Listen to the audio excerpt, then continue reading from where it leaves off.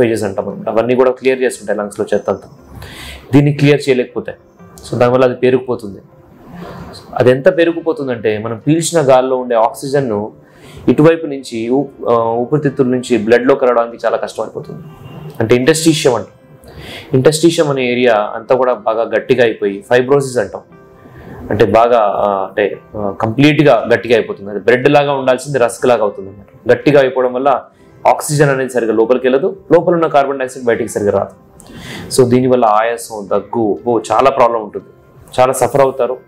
చాలా మంది దీనివల్ల ప్రాణాలు కూడా కోల్పోతుంటారు.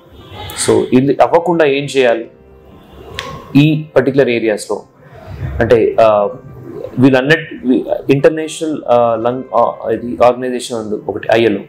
సో వాళ్ళు కొన్ని సెట్ ఆఫ్ ప్రోటోకాల్స్ రిలీజ్ చేస్తుంటారు. సో దాంట్లో వాళ్ళు ఆ ప్రోటోకాల్స్లో ఈ మాస్క్ ధరించాలి, ఈ పర్టికులర్